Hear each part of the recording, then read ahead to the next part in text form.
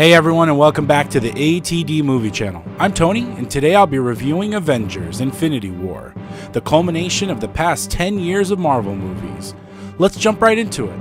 So I've been away for a little while, partly because I was sick and partly because we were on a very extended vacation, but I'm back, and I'm here to talk to you about the Avengers' latest adventure, if you will. So this is obviously the culmination of 10 years of Marvel movies, starting way back in the summer of 2008 with Iron Man, directed by Jon Favreau. I don't want to spend too much time talking about the Marvel Cinematic Universe, but I will dive a little bit deeper into it towards the end with just a minor spoiler. But let me start with what I liked about this particular film. And let me just tell you right from the get-go, I really enjoyed this movie. And I think a big reason why I enjoyed this movie was the villain. And I know that's kind of an awkward spot to start with in terms of an action film, superhero movie like this, but I think it's important. The Marvel Cinematic Universe often gets criticized for the lack of any intriguing villains. That's not the case here.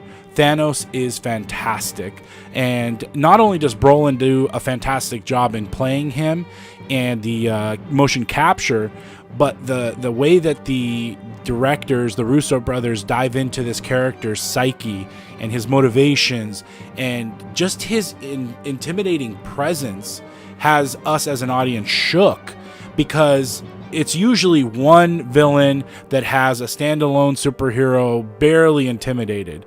This one character has the entire cinematic universe on its heels, and I think that that's important.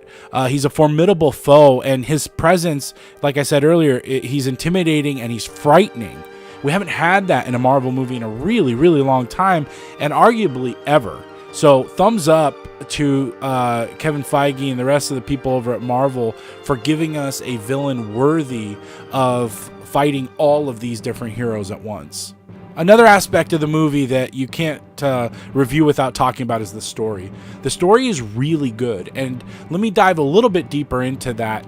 The story keeps all of these dozens of characters busy and gives them something important to do.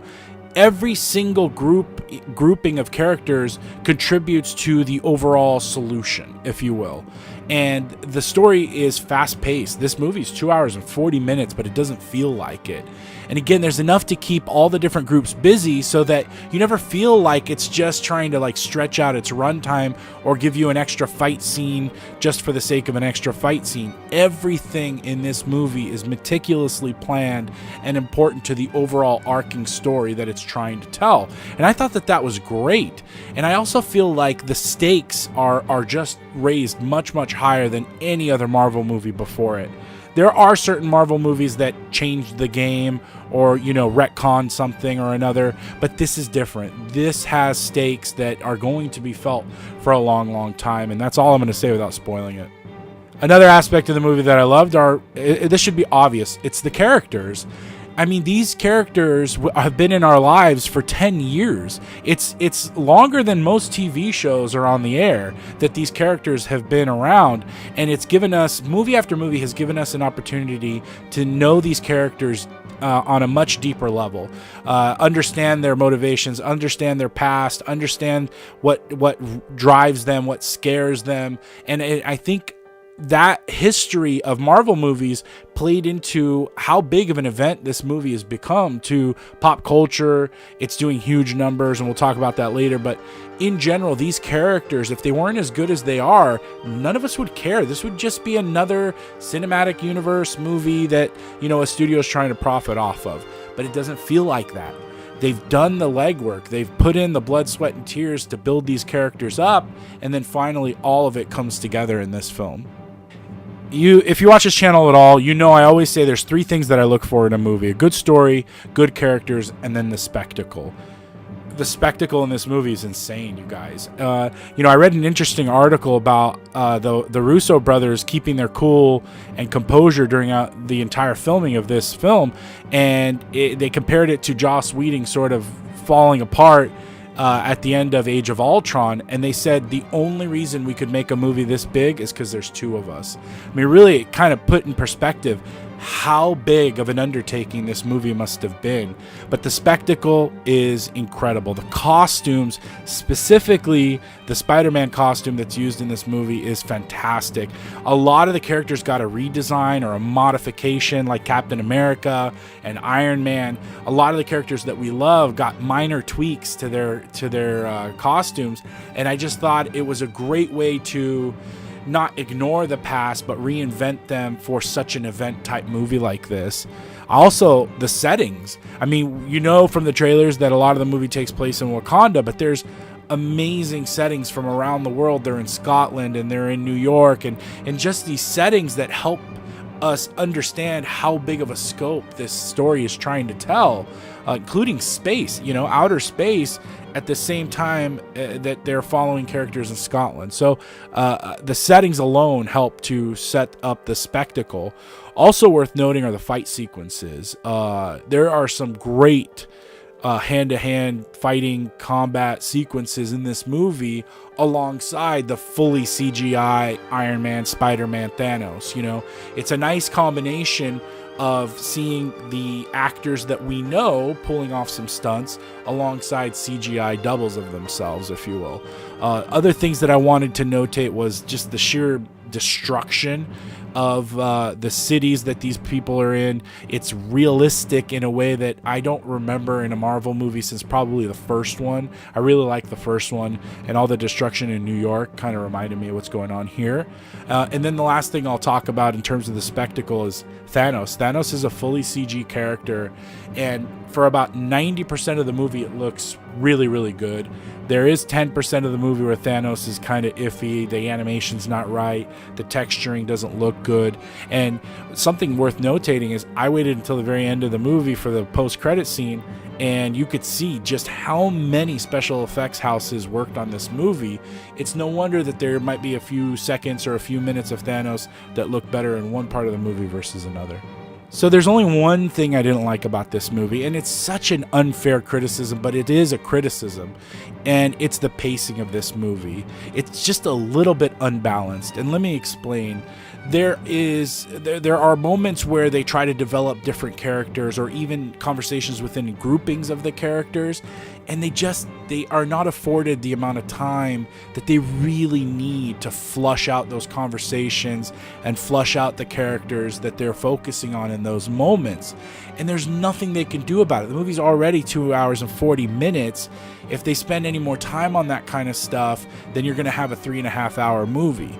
I will say that there are certain character development moments that work on a grand scale that will have you choked up and holding back tears. But there are a couple other ones that it just felt rushed, and it felt like if it was a smaller scale movie, they would have taken those scenes and stretched them out a little bit more. But again, it's a pet peeve, but they can't do anything about it considering the size and scope of this film. And if you want, you can consider this next part a spoiler, but I promise you it's minor. It's not anything that's going to ruin your experience. Another thing I didn't like about the movie is that I said it earlier, and I know it's going to sound contradictory, but I said that the stakes are real. They've elevated the stakes, but you can't help but feel like everything is going to be okay. And I'll tell you why. Hollywood has changed. Hollywood has now started announcing release dates 3 to 6 years in advance. So if, for example, we were to see, I'll jump universes, but if we were to see Superman die in a movie, we already know that there's another Superman movie planned for 3 years from now or 2 years from now, so that the character's not going to stay dead.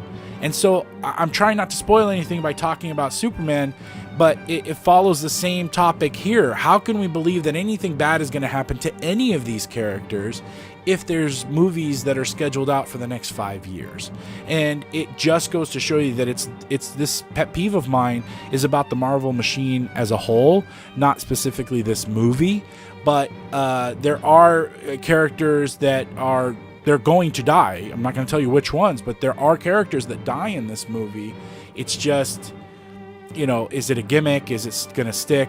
I don't know. We'll have to wait and see. So, in my personal opinion, the Russo brothers pulled off an incredible feat with this film. I think that they were able to juggle more characters and more story and more spectacle than any other Marvel movie in history, probably any other superhero movie in history.